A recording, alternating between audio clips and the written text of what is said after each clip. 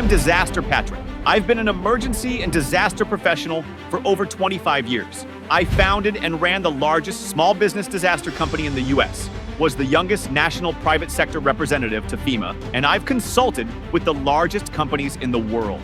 Today, I am in Joplin, Missouri, located in the Midwest of the US. On May 22nd, 2011, Joplin experienced the most destructive tornado in US history, killing over 158 people and costing $2.8 billion in damage. 250,000 people visit Joplin every day. But 2026 is going to be a particularly busy year. Not only is it the 100-year anniversary of Route 66, which runs through town, but it will also be a stopping point for thousands of visitors traveling between World Cup matches held in Kansas City and Dallas, Texas. But what they don't know is how quickly a tornado can strike. I'm going to put myself in the position of one of these tourists during a Joplin watch and warning and show you how to protect yourself. We now live in an age of disasters, and Disaster Patrick is on a mission to prove that if you prepare for disasters, you'll never experience one. Joplin is the center of the tri-state district, which includes Kansas, Missouri, and Oklahoma. It has some amazing places, including Great Falls. The Great Falls is the highest waterfall in Missouri and is the most popular attraction in Joplin. Many tourists stop here and will find themselves in a tornado watch. This is where I will start when I suddenly get a tornado watch on my cell phone. And just now I got an alert on my phone about a potential tornado watch. These are not uncommon here in the mornings. Danger! Don't ignore the watches. They are frequent, but they are a friendly reminder to be ready for anything. There is a persistent myth that tornadoes can't cross water. They absolutely can. Even though there are blue skies now, I can see the storm clouds in the distance. I can now hear thunder, which, while uncommon, can happen in conditions like these. They are called a bolt from the blue. They tell you that a storm is likely approaching. Now, in every disaster situation, you have three choices. You can evacuate, you can shelter in place, or lockdown. When there's a tornado warning, then there's absolutely no time. You have to immediately shelter, and it is so pretty out here, but yet you can see it is completely exposed. There's just nowhere that I would be able to shelter, so I don't want to run the risk and remain out here.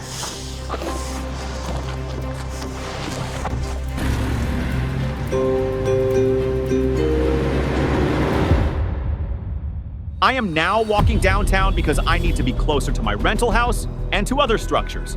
The downtown area of Joplin has a lot of wonderful restaurants and historical sites. As I am walking, I notice that the winds have suddenly become gusty and have changed directions. Whoa! You can see the storm is starting to really pick up. It's starting to get really windy, and my hat is now gone. This is a big concern because these are strong indicators that a thunderstorm is about to occur, which could then quickly become a deadly tornado. It is getting very dark suddenly, which can happen in the Midwest, especially Missouri. It's time to go home.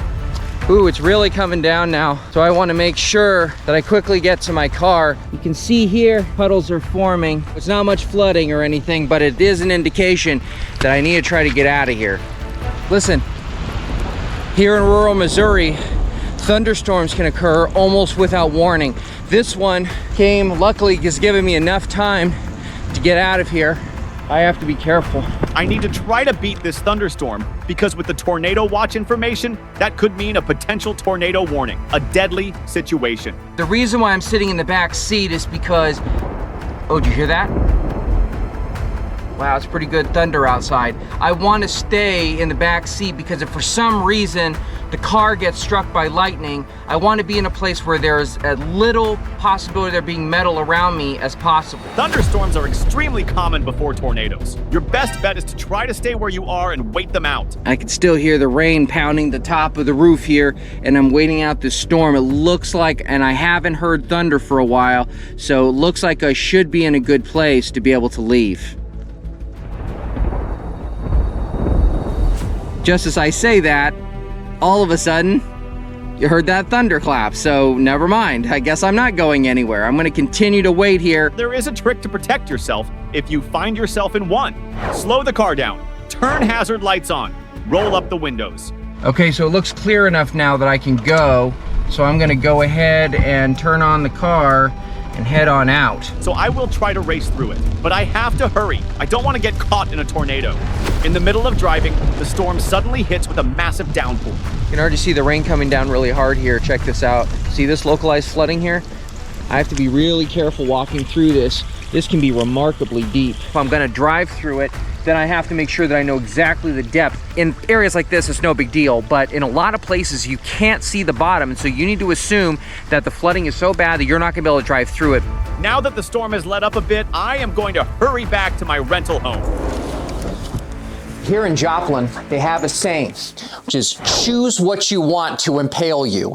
A resident told me that one time. Anything around me could be a potential missile, or even something as innocuous as this pencil right here, moving at 200 plus miles per hour, could very easily impale me. So when I'm looking around the house, I want to kind of get an idea of what I'm going to be looking at, because if a tornado does strike this house, I need to be able to protect myself. So the first thing I got to do is I really got to find a safe room. I've got to find a place that's going to protect me from anything around here, even this lampshade, especially something even like this, a screwdriver that could very easily impale me in a tornado. There is a tornado warning on my cell phone, but there is also an alarm in the background.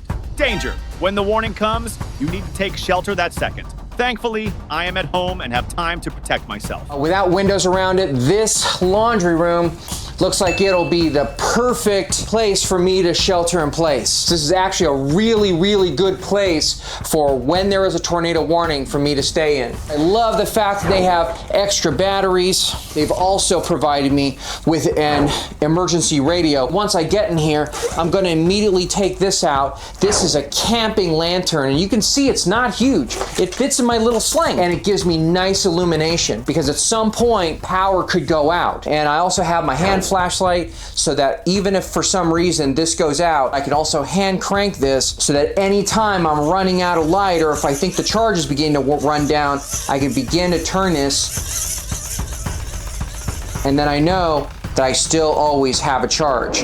This is actually a really great place for me to be sheltering, but there's a very good chance that you may find yourself in a home in Joplin or anywhere where there are tornadoes where there isn't a room as ideal as this one. We would need to find an alternate place.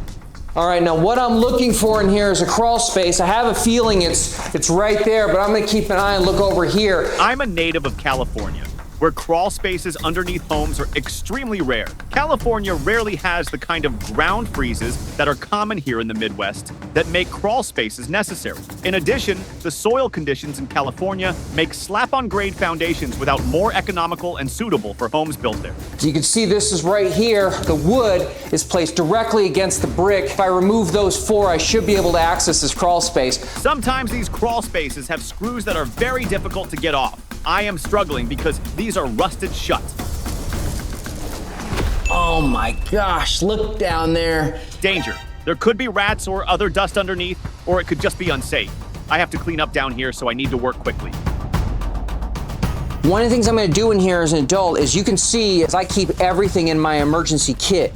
As you know, I use the 5-pocket method, which gives me everything I need right here in this sling. So I've now been in here for about 15 minutes. Look how small crawl space this is. If you're on vacation with your family, you want to make sure that this is going to be a place that everyone's going to want to be in at the same time. See, we got cables on the ground. We have all kinds of things we would want to move entirely out of the way. And I'm sitting on rocks. These rocks are not very comfortable. So I want to make sure that even though I've only been in here for 15 minutes, I need to be prepared to be in here for as long as it takes. That could be as much as an hour, maybe even 2. Now, tornado is going to sound like a 747's engine going off.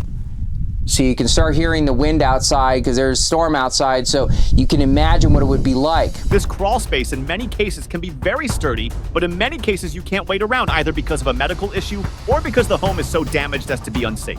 And it looks like it's passed, so it's time for me to crawl out. While the crawl space is excellent for me to remain. Now that I have shown you how to get safe when you have access to a house, what do you do if you are caught outside sightseeing?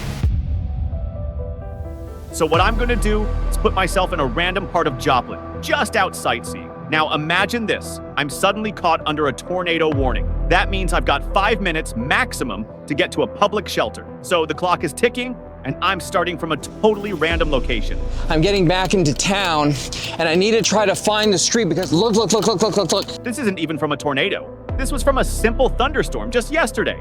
Trees knocked down, debris scattered, and if this is what a thunderstorm can do, imagine what kind of destruction a tornado leaves behind. Look at how powerful this is. We even moved these cinder blocks here, things sticking out of the ground like it is here. It's a lot of broken glass, and that's something to expect in a place like this. This tells you how dangerous this is. You don't want something like this falling on your head, falling on your car, anything like that when you're evacuating. During the tornado, they called it mowing the lawn. It can even take down the largest trees.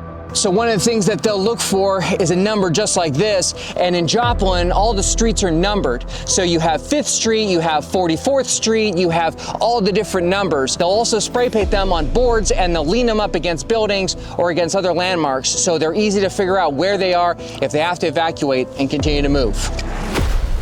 All right, now I've been walking for several minutes and I'm down to my final minute. Just 60 seconds left to find shelter. Okay, and there it is. There's the gate. So I have to hurry. This is when things get real. In a real tornado warning, this is the moment where every decision matters. There's the gate.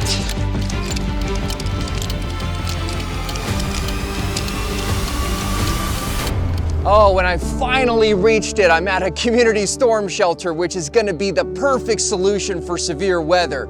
And there are storm shelters like this all over Joplin. In fact, the Joplin School District has 13 of these for the public. And having a tornado safe room is really great for me because not only are we worried about being caught outside, but remember, we were talking about missile impacts. So things that could be placed airborne and could strike anyone, because during the 2011 storm, there were so many people that were actually struck by objects, and that's one of the biggest concerns I have, and I think this looks sturdy enough to protect me from those. All right, now that I'm at the end of my journey, I have a lot of people to thank for this opportunity to do this challenge. First, to KSN News for giving me access to all these wonderful facilities, to the Joplin School District for telling me all about their storm shelters, and being able to film one was absolutely amazing, and it made a tremendous difference in this video. I hope this video today gave you the tools that you need to survive. This is Disaster Patrick, and as I always say, prepare for disasters and you'll never experience one. See you next time. I hope this helped you understand what to do if you are ever in Joplin, Missouri, and find yourself in a tornado watch and warning.